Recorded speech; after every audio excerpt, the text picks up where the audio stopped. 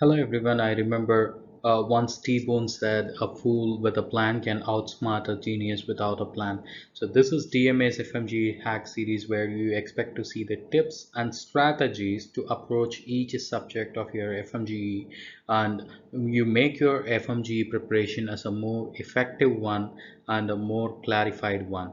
So this video we are going to talk about the subject biochemistry, while we discuss about what are the strategies from where you expect to see the questions and from where you expect to see the high yield topics, how to prepare in a very effective way, especially in a very shorter period of time. So this is FMGE Hacks Biochemistry series. So now we are moving on to the high yield areas of FMGE. So the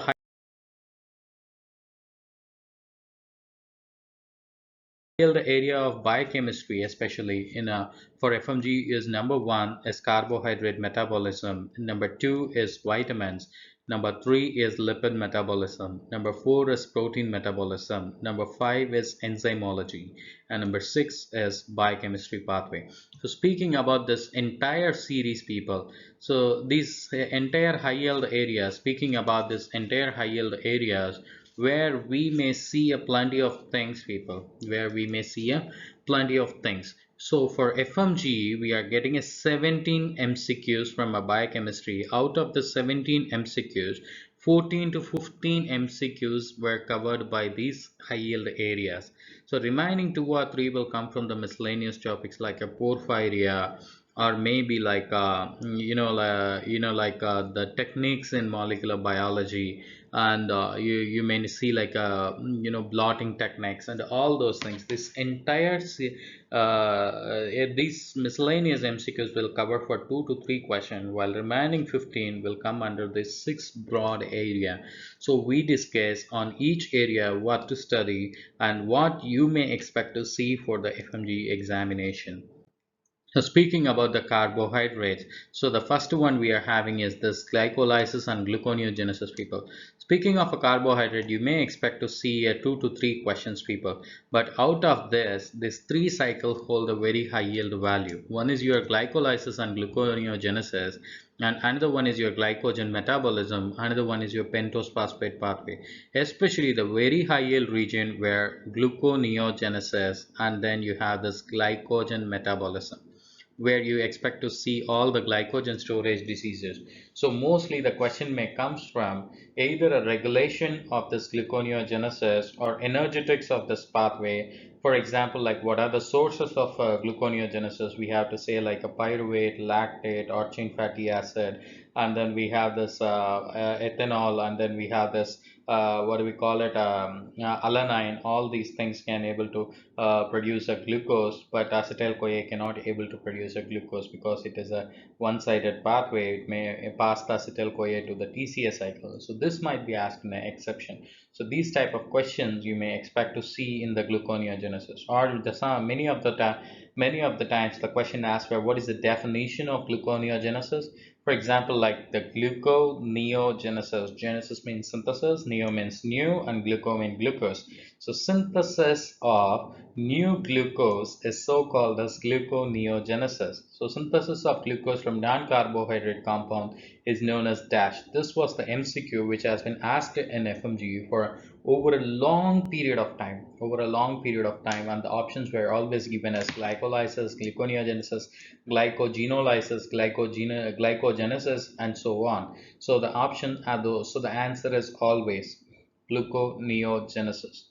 The synthesis of glucose from non-carbohydrate compound is known as gluconeogenesis. And where does this happening? This is happening in liver and kidney. So either energetics, or maybe the locations, or maybe the rate limiting enzymes, or maybe the regulations they may ask you in this two cycle. But considering a glycogen metabolism, the major area of interest is always glycogen storage diseases, and the second most major area of interest in the glycogen metabolism is their regulation. So you're having two areas where you have to focus on glycogen metabolism are: number one is your glycogen storage disease, and number two is your regulation of glycolysis and glycogenolysis. So these are the two areas where you have to focus, people. And speaking about the pentose phosphate pathway, the synthesis of NADPH from the pentose phosphate pathway and synthesis of pentoses from this pentose phosphate pathway are really high yield one. And apart from that, what are the other areas you knew in this condition is number one, your what do we call it, your rate limiting enzyme and X-linked recessive hemolytic anemia called as G6-phosphate deficiency, glucose 6-phosphate dehydrogenase deficiency. You have to focus. These are areas you have to focus on the carbohydrate, people. So next very important and the emerging high yield area I rather say is your vitamins, people, because in the last NEET and nearly 3 to 4 FMGEs, the questions you expect from are like a changing trend of questions where more often it focuses on your what do we call it, vitamins rather than the metabolic pathways. So previously, even on the last FMG, they asked the fat soluble and water soluble vitamins nearly 2 to 3 questions, and in the last FMG they asked like a 2 to 1 question. And speaking about that, this is kind of like a emerging new area of interest for the question takers, where they are taking more questions out of it. Okay, so what are the vitamins you have to focus on in terms of fat soluble and water soluble vitamin? So fat soluble vitamins always focus on A, D and K, because these are the one where they may ask a plenty of question about, and these are the one where you may see the emerging questions or tough questions or integrated questions like osteoporosis and vitamin D deficiency, and osteofibrosis cystica and vitamin D deficiency, where hemorrhagic diseases and newborn integration with vitamin K deficiency you may see.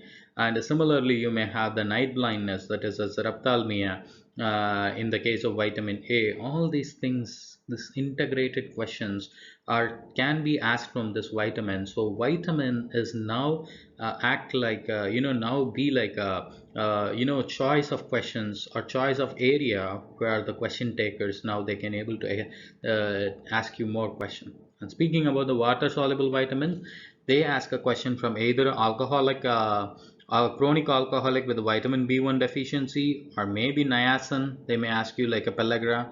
They may give you the Casal's necklace and they may ask you the picture what vitamin deficiency you may see, and folic acid, and you may see the cyanocobalamin are the two vitamin area of interest you always need to focus on.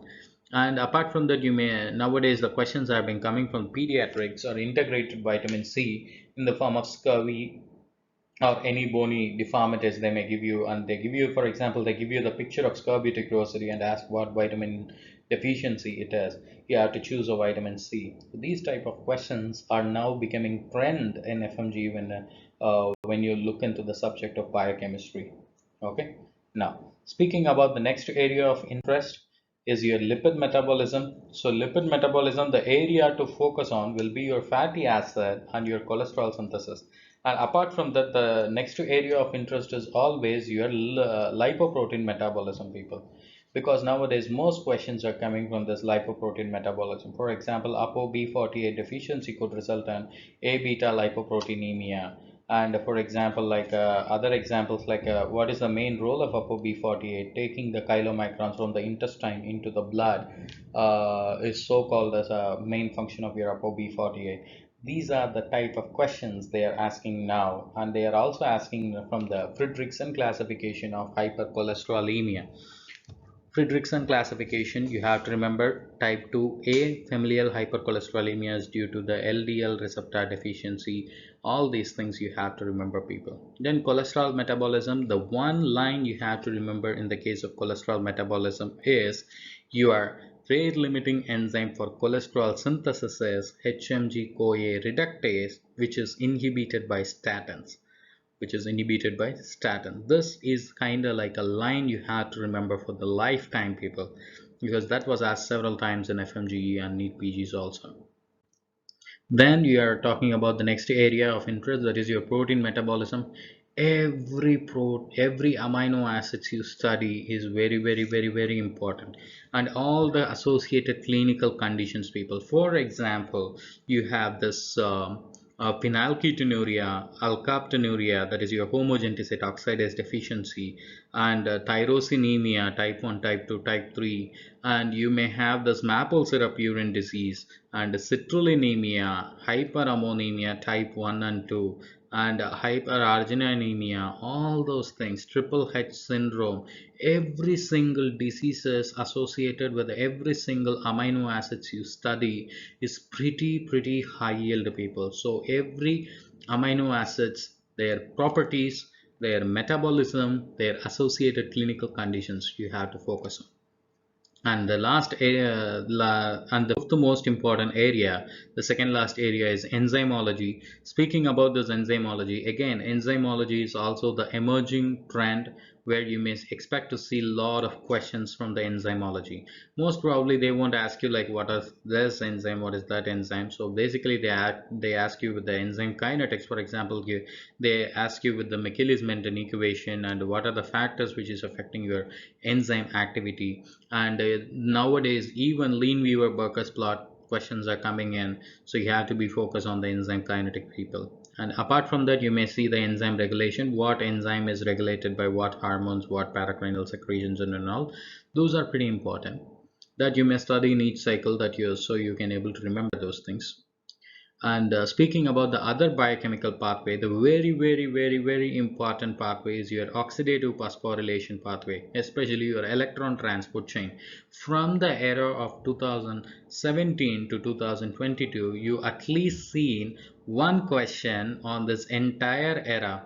So for example, like either it may be a what are the name of the complex of electron transport chain, or maybe it may be a chemical that inhibits a complex 1, 2, 3, 4, 5, or maybe regulators of this complex, or maybe uncouplers of this electron transport chain, or maybe ATP synthase and their components, and how many the role of ATP synthase in the ATP generation.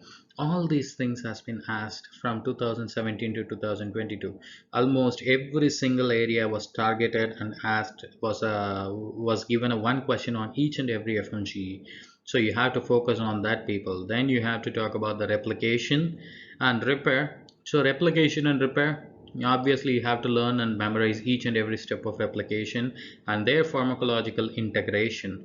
And apart from that, you have to know about the citric cycle. Citric acid cycle is a common pathway, so you have to remember it anyways. And the energetics involved in the citric acid and regulation of your citric acid cycle are pretty important.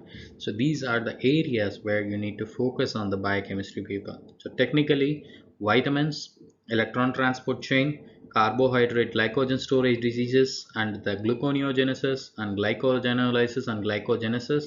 And apart from that, in the lipid, hypercholesterolemia, and I mean Friderichsen classification of lipid disorders, and then you have the lipoprotein metabolism, and then you have a cholesterol synthesis, and then you have the ketone body synthesis.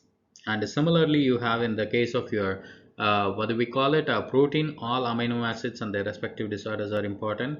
And for molecular biology, you have to focus on DNA replication, transcription, translation, and their respective modifications. And in the case of your molecular enzymology, enzyme kinetics are important. These are the high yield areas where you have to focus. Okay, thank you everybody, and all the very best. Score more on your biochemistry.